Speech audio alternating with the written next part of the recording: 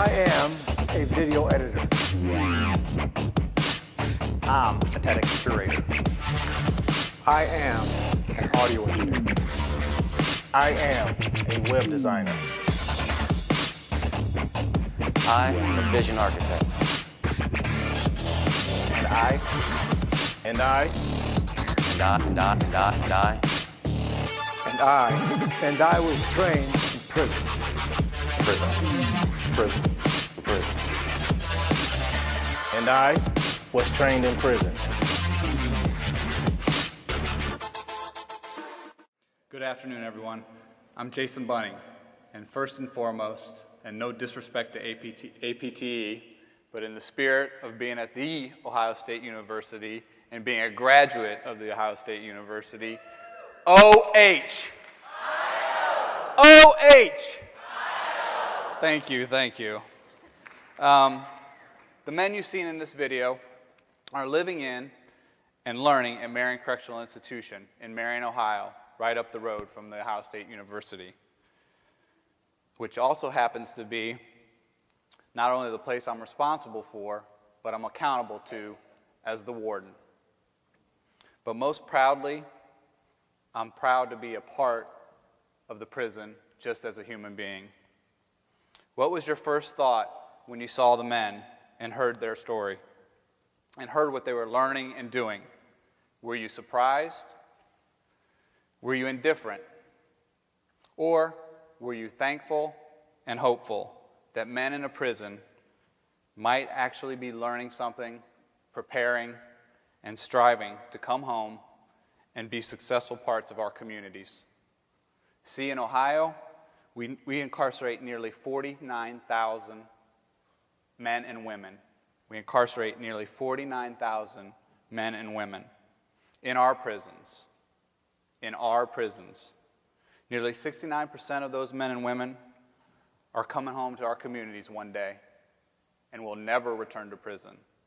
Nearly 69% of those men and women will be coming home to our communities and never return to prison. Add another over 50,000 men and women already living successfully in our communities under supervision, and we, yes we, have over 100,000 men and women providing a service, we have nearly over 100,000 men and women that are our neighbors, an employee, a coworker, working at a business that we frequent, providing us a service we utilize, operating their own business independently, and most humbling, might even be a friend or a family member. What we are here today for is to ask you this: what side of the fence are you on when it comes to supporting a restored citizen? Do you want them to be your neighbor? Do you want to hire them as an employee? Do you want them to be your coworker? Do you want them to operate a business in your community? Or merely, do you want to be their friend? Thank you.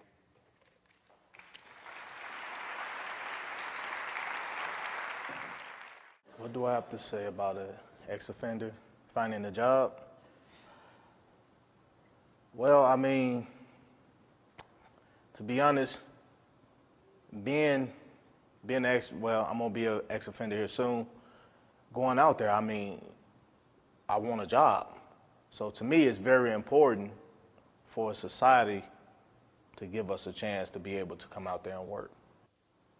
As we develop skills in here, all of us think, well, I could do that for a living, because just like a kid, when we first start writing down, I want to be an astronaut or I want to be a policeman, and we never stop that. I think we're always reinventing ourselves or being motivated or passionate about something we want to do when we get older or when we get out. So in here, it's gone from when I get older, when I grow up, I want to be an astronaut or a rock star, to when I get out of prison, I want to be an animator or I want to be a film, producer or something like that. So I think that the thought is just like having hope or empowerment that kids have had since we were kids. So it continues on in here, and I think it's what gives us hope to keep doing this, because you do this for so long. So I think that an ex-offender getting a job is kind of like the light at the end of the tunnel. It is, what am I going to do when I'm no longer this?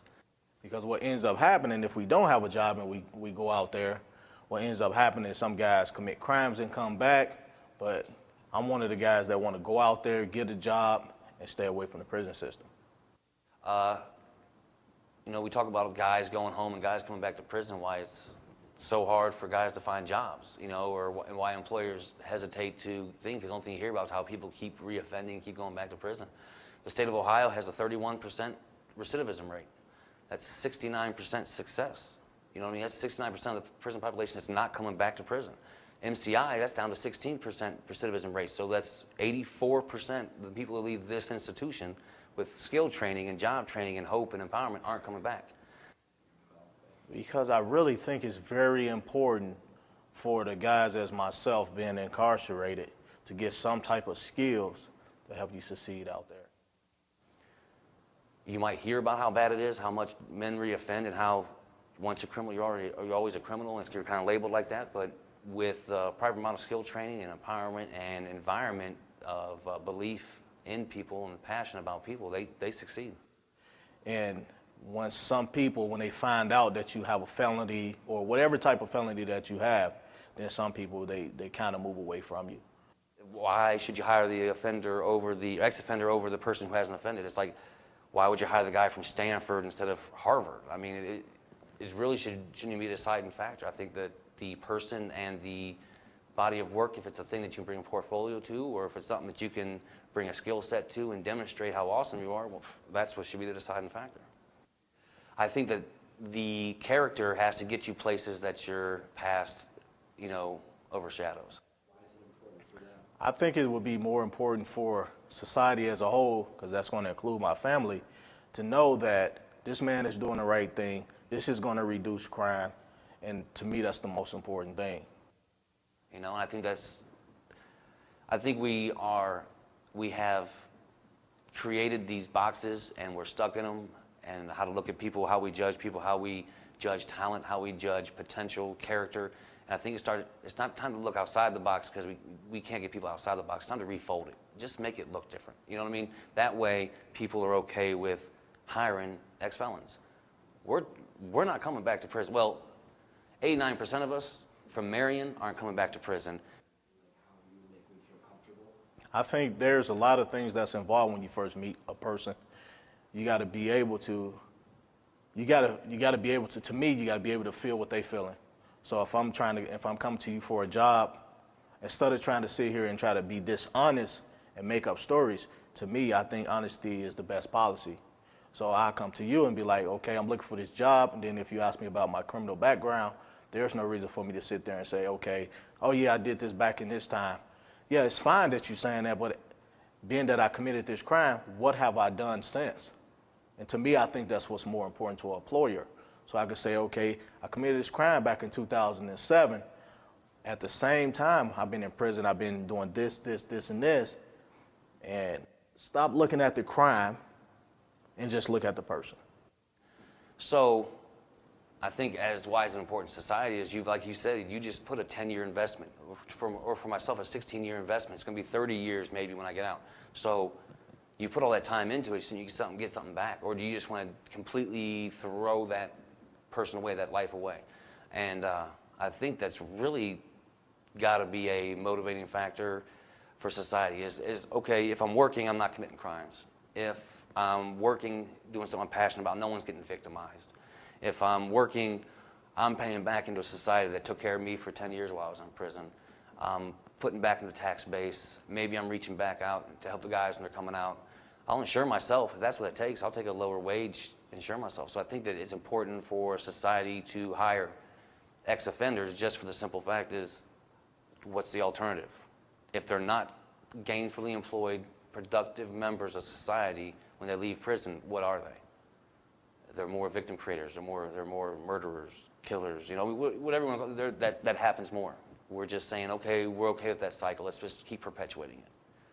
So I think that's the big macro reason is, hello, if I'm not working, I'm hurting. You know. This is something that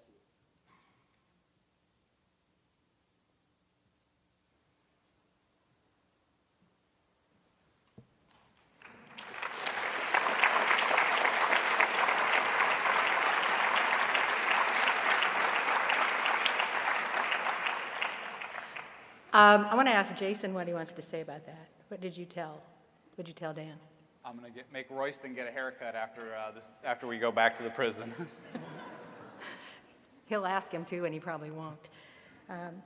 Dan concluded by saying that if you're not working, you're hurting. And I'm not exactly sure what he means by that, but I think that there's two ways to take that. You're hurting society, you're hurting people, or you're hurting inside. And I think that both of those things are probably true. And I'm thinking about that, and I hope that you will. And the other thing I want to say is about the numbers. We throw around a lot of numbers about recidivism and numbers, and you're going to hear some more from me in a minute. But numbers don't really matter. What really matters are the people. And so I'm going to introduce you now to a couple of people. And so I would like, and I'm supposed to have a hand mic here to hand off to Scott, but you okay here, Scott? Or Doug? Doug. Okay, Doug. Okay, he went back to get the mic. Okay, cool. There's so many of us, it's hard to prepare. There he is. All right, you have it. This is Doug. How's everybody doing today? You guys doing pretty good today? As she said my name is Douglas Crabb. I am one of those 89% that Dan was talking about. Thank you.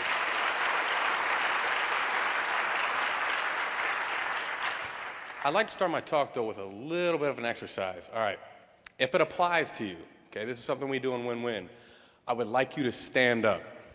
As I make comments, as I ask you questions, if it still applies, I want you to stay standing, okay? So, my first question is, if you have ever committed a mistake in your life, please stand up.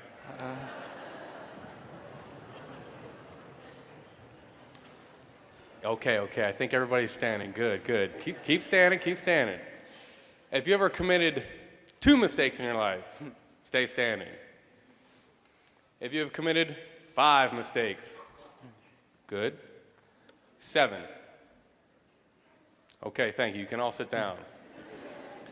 Okay, now I could go on and on and on with this. We could probably get up to 1,000. The reason why I decided to stop at 7 is because I made 7 major mistakes in my life that cost me 8 years of my freedom. Okay, those 7 mistakes are a lifetime sentence. See, as an ex-offender, I carry that with me now for the remainder of my years on this earth. Now, some of you, you're in college here at business. Some of you have gone to college in previous years. That's where you got your education. I got my education at Marion Correctional. For the 4 years that I was there, I took the opportunity to go into many reentry programs. Most of them were based through WinWin, an organization that's here out of Columbus that Jo Dee and Lauren McGarity are a major part of. Jo Dee, I met her many years ago, and she helped me on my journey, as I say, to recovery, to becoming the person that I am, the person that my mother always knew I could be. I said that I spent 8 years in prison. During those times, there are so many things. You guys hear the stories, you guys hear the myths about prison.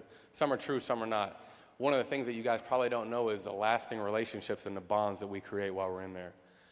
Dan on the video, Dan is a very good friend of mine. Dan and myself and another gentleman you hear from today, we had an opportunity to be in a band together in prison. Yes, we all jammed out and had some fun. But what I'd like to really talk to you guys about today is some of the myths that people believe about men that are incarcerated, when they come out, and some of the struggles that they have re-entering into society. The first one, when it comes to entrepreneurship or starting their own business, is that people incarcerated and those that aren't incarcerated believe that there's these magical grants just because you committed a felony that the government's going to give you money. That is not true. Not true. I went through years in prison thinking, okay, when I get out, I'll apply for these grants and I'll be good to go. I'll be good to go. It doesn't happen. We have to work just as hard, if not harder, than the average individual because of our past. Because see, when we step out, we have 2 strikes against us. Whether it's society, whether it's community, whether you want to believe it or not, people expect us to go back. Many people's perception about incarceration is that not 89% or 69% or 84, whatever statistic you look at, they believe those people don't stay out. They believe those are the people that go back. It's not true. Many men do get out, and women, and succeed. It's a struggle, but they succeed. And one of the struggles is because when it comes to employment, like I said earlier, our felony conviction is a lifetime sentence. That judge may have gave you 12 months, 5 years, or 10 years, but it carries with you forever. Now, as I had you guys stand at the beginning of this talk, you guys have all made mistakes. How many of you are going to be judged for the rest of your life for that mistake? Why should we? So, as we talk here about reentry and we talk about some of the things that men need to do, first off is take responsibility. Take responsibility for what you did, own up to it, and move on. I don't need to dwell on it for the 5 years I'm in there. I don't need to dwell on it for the next 10 years when I'm home. I need to deal with the issue and move on. Because if I never do that, I'll never have an opportunity to reconnect with my community or those people in my community that want to help me succeed at what I want to do. Why do most felons get out and want to start their own business? Believe it or not, there's a lot of smart people that are incarcerated. We just made some dumb choices, that's all. So in doing so, we have an opportunity, and let me back up a little bit. During the course of a day, yes, I'm reminded about my time, sorry. Let me wrap this up real quick. Do I have 1 minute, 2 minutes? 2 minutes, okay. So, during the course of a day, you make thousands of decisions. The man incarcerated probably makes hundreds, okay?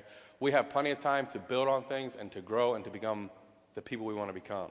So, with that being said, it is first and foremost the individual's responsibility to make connections with inside himself when he's incarcerated. All I ask of the community is to embrace us as you'd embrace anyone else. Let the past be the past and allow the future to grow and manifest into what it should be. Now, with that being said, I would like to introduce this next man, who is someone that I met probably 7 years ago. The way we met was talking about win-win. I had actually had an encounter with one of his friends, and he was trained in mediation. He sat down and actually mediated a conversation between us. Now, mind you, I'm telling you this happened in prison. 2 people talked, not fought. Nobody stabbed each other. You know, we were good. We talked like human beings. And through that conversation, I was interested. I was very interested in this training that he had and his ability to have 2 men who were pretty much angry at each other discuss a problem, work it out, and find a resolution. That led me to win-win.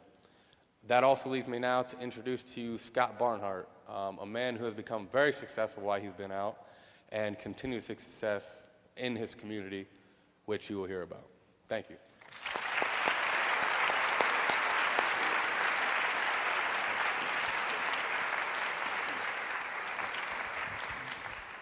Good afternoon. Good job. You're good. Good afternoon. My name is Scott Barnhart. Like Doug said, I met him in Marion Correctional Institution. I came home in November 2007 in the hopes to get a good job. And when I applied to a bunch of different positions, I had all the qualifications, met with all the production managers, and everything was good until we got to that certain question: how's your criminal background? And from that point on, the conversation ceased to exist. So I decided to start a business, start a new life, and that was Firelands Construction. I wanted to better my life and that of my family. Working for others is good, but it created limits. And after serving 6.5 years in prison, I never wanted anybody to set limitations on me ever again. So I'm going to decide my own limitations. How I got this started was I had desire, drive, and motivation. This was necessary, but it wasn't enough. I need somebody with financial ability behind me, because when I came home from prison, they gave me a check for $85. Well, what's $85 going to buy? You need to buy some flyers, $3.80 I think it was for a tank of gas or a gallon of gas, and that really wasn't going to get me where I wanted to go. I needed structure, mentoring, marketing, and overcoming my natural inclinations of disliking sales. So while in Marion, like Doug said, I was in a conflict intervention class, and that taught me how to communicate with others. And when I mean about communicating, I mean really hearing what people really had to say and knowing what body language, what they was telling me without actually telling me. So I started with a very simple philosophy. I'd deliver a better service and product with a great detail to customer service. Now, I wanted to leave the customer with a part of me at the end of the job. I did good work leads to good referrals. I guaranteed my bids, and I wanted to be accountable for everything that I've done in my life. Do great work and service of customers beyond what they expect. I wanted to be honest and work hard for the client, not just myself.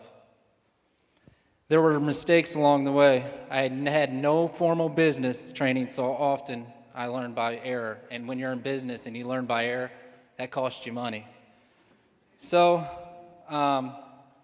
like I said, in prison, what would be better if they taught you how to run a business, what it means to set people up in different positions and have them running from your secretary to who's in charge of the ordering material, putting the stuff on jobs, or whatever business you may have, you have to put people in the right positions. I was a great builder, but not a great businessman. I had to learn from my mistakes. I had to learn how to meet with building officials, to pull permits, and a lot of other things that came along with running a business that I had no idea what it was. It just the concept is what I wanted. Being an entrepreneur is not easy, but it'd be worth it. I want something bigger for me, for my family, and for my community. My company second. I often thought when I started about Burger King. I was passing out flyers one time, and a guy from Marion called me, one of my buddies, he called me. And he's like, "What are you doing?" I said, "I'm walking around passing out flyers." He said, "Why?" I said, "You know Burger King?" He said, "Yeah." I said, "I want to blow up like Burger King." And the simplicity in that is Burger King started at one burger at a time is what they sold. So if I just concentrated on selling one job at a time, I knew I could be successful. So anytime, so you need a hamburger, so anytime if you know anybody needs a hamburger, whether it's built or remodeled, call us in Firelands Construction. And Firelands Construction is my entrepreneur, is my job, is my business. But like everybody in prison, you know, it doesn't matter how you start. It matters how you finish. You know, things are going to come in your life and you're going to make mistakes, but I never wanted them to be about a stumbling block. I always used them as a building block to get on with my life. You know, things we've done, I just wanted to make something better out of my life. And that's my story.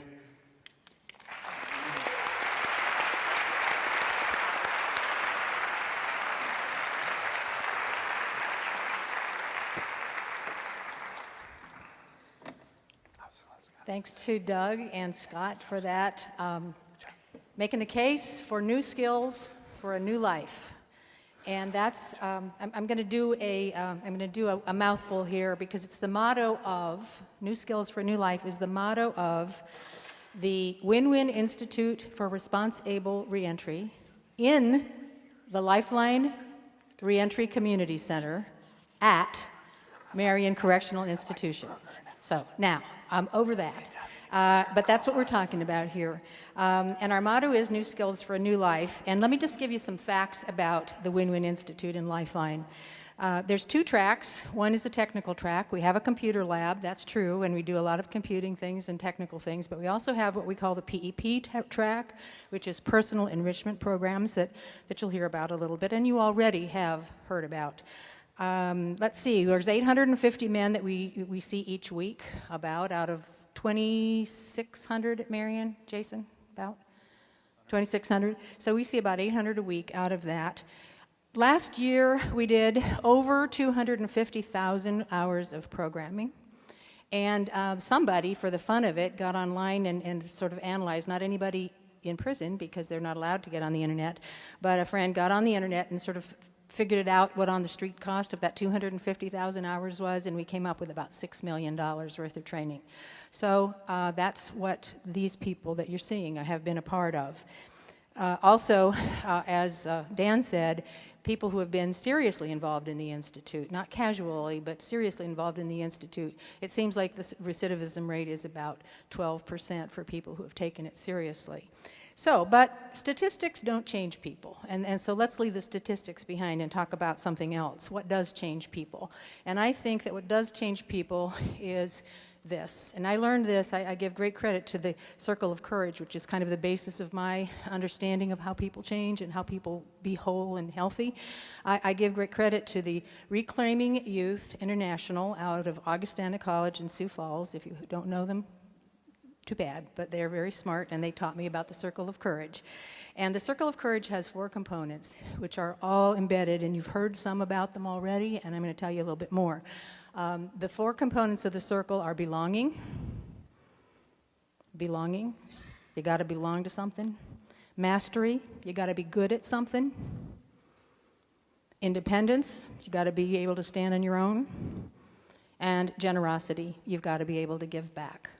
And the thing about those 4 components is, think about it, if you don't get those in healthy ways, if you don't belong in a healthy way, if you don't belong in school, guess what? You go join a gang, because you got to belong someplace. Mastery, if you're not good at math, or if you're not good at your job, or if you're not good at something, then you can be good at, you can be the best burglar, you can be the best at something non-productive if you can't feel productive and mastery in another more positive thing. The third thing is independence, and that's not freedom. We're not talking about being free. We're talking about being independent, not depending on somebody. Taking charge of yourself, being responsible for your decisions, but being willing to take the consequences, making your own choices, being your own person. That's independence. And for me, the most important one is generosity. You got to be willing to give back. You've got to be willing to be a part of the community to the point where you give back to the community.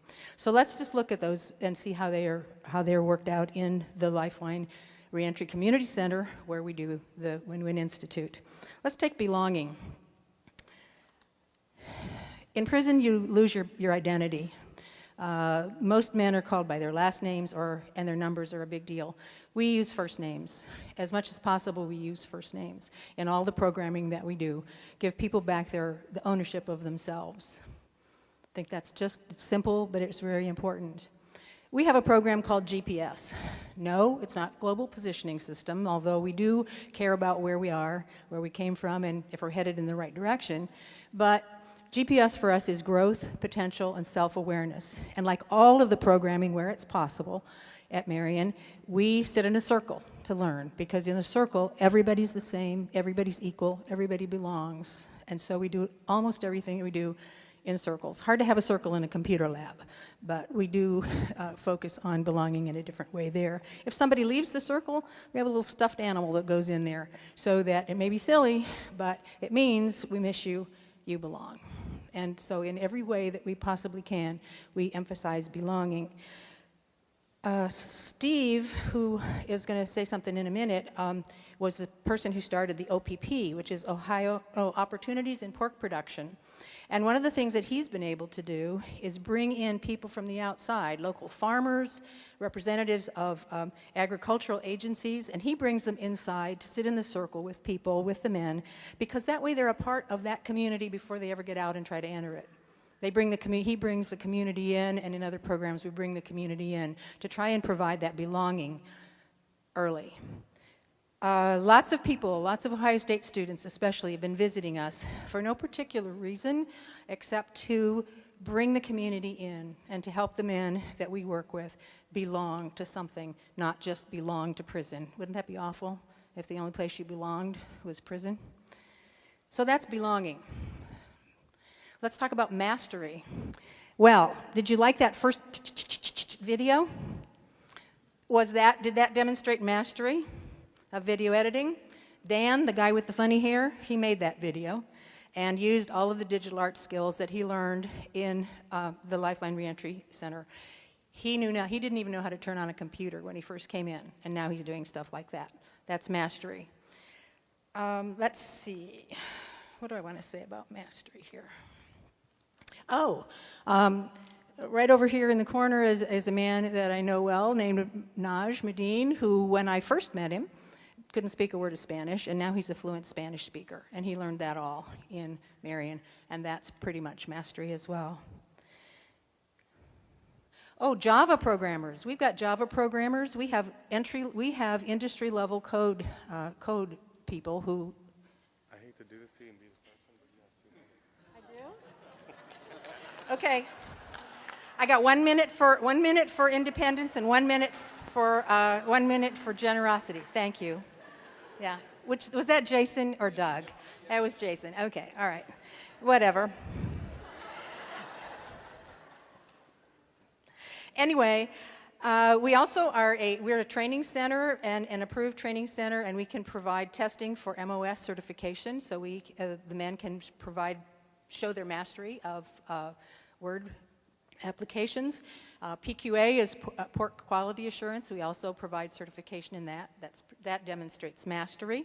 So there are a lot of ways that we enable men to become masters of something. Okay, independence. All of our learning, as much as possible, is self-paced and self-regulated. People can decide what they want to do. They can be in charge of themselves.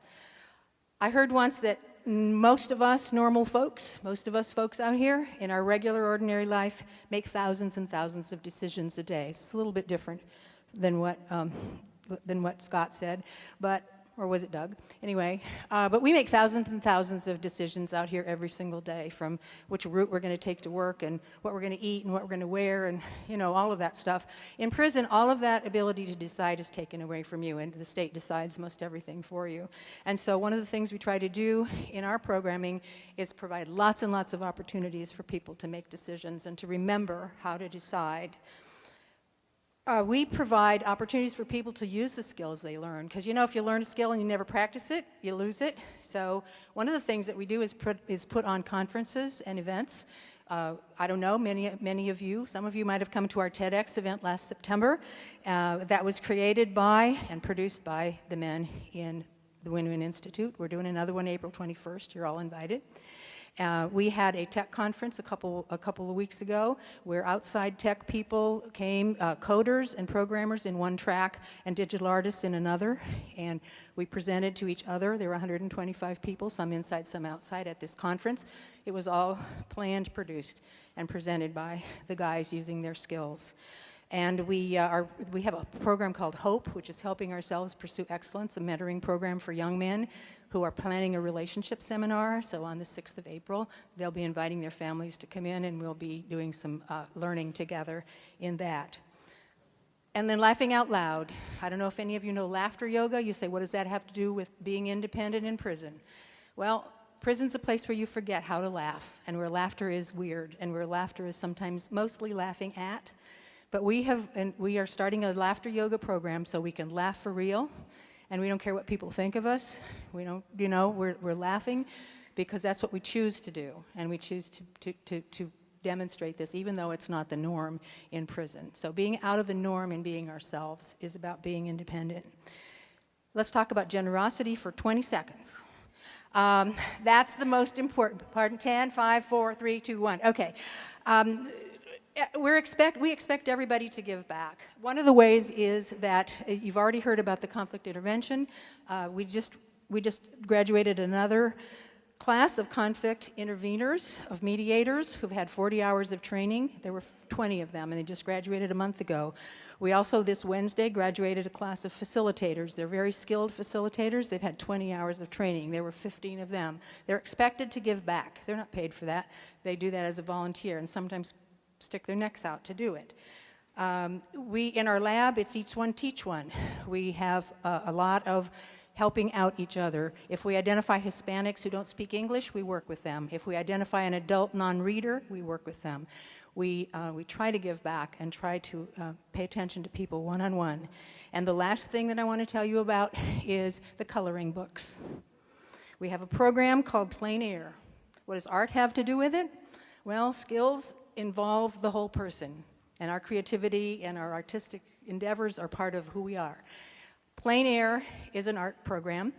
They decided they wanted to give back, and so they created 19 coloring books for a school, a children's home in Worcester, and those 19 coloring books were personalized based on the likes, dislikes, hobbies, family of all the kids that they made them for, and those were delivered, and that was generous.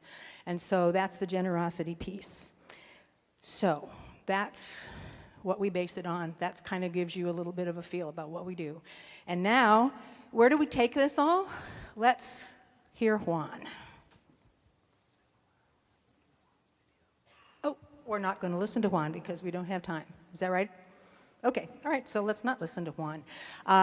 If you want to hear Juan, I guess you'll have to talk to me later. And Juan has a dream. Juan and I have a dream, as do all of us, about where to take this. And maybe you will have a dream with us and help us know where to take this. Well, it's Steve. Okay, all right, Steve. You know why I'm in charge now. Okay, that's cool. That's cool. We share ownership. What I want you to do is hear the voices of three men who have been through all of this and just have them give you a little vignette about how it affected them. This is Steve. My name's Steve Watkins. Thank you. I know all the men that spoke this afternoon and also the ones on the screen because I spent 7 years at Marion Correctional Institution. One of the biggest things I learned was how to network with people. I grew up, country boy in Indiana, thinking that networking was a four-letter word. And so I learned how to network with the inside and outside communities. And as Jo Dee said, I've been able to bring men from the outside community in because I developed the Opportunities in Pork Production program. I taught it for 2 years while I was at Marion, and it's still going on now. We are still teaching people the PQA and other aspects of the pork industry, and that's how networking has helped me be the man I am today. And I'm passing on this thing. And I'm told that Absolute and Naj come up, although we can't have you speak because we ran over time. I was too long, or somebody was too long, or we got started late or something. But I want you to meet, this is Don Rico Walker. Can you do 10 seconds? Yeah. Very quick, very loquacious because I'm a poet, spoken word artist, etc. But one of the most valuable skills that I learned from WinWin was to communicate effectively, and that's the skill that I stick to. Thank you. And to be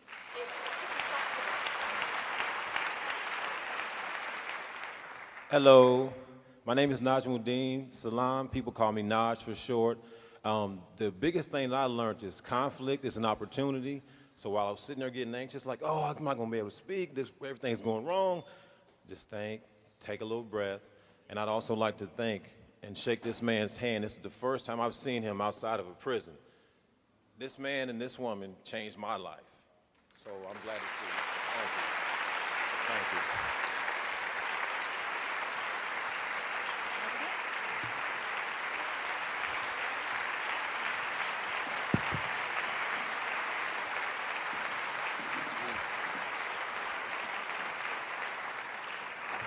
Adam says I have to be really quick, so I will. I really respect him. So obviously you've heard our testimony. You kind of heard my introduction.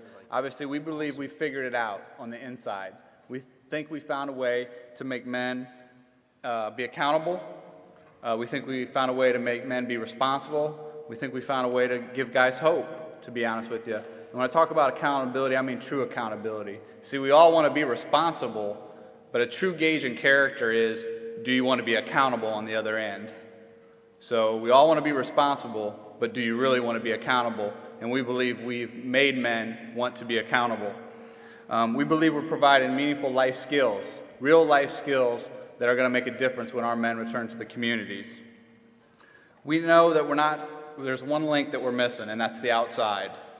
That's our biggest need.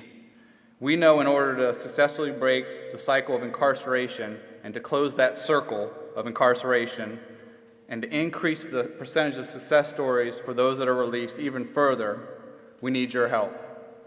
We need you to be that neighbor. We need you to be that employer. We need you to be that business partner, or we merely need you to be that friend to one of our men. I challenge you to come check us out. I believe you'd be surprised what we have to offer you. Thank you.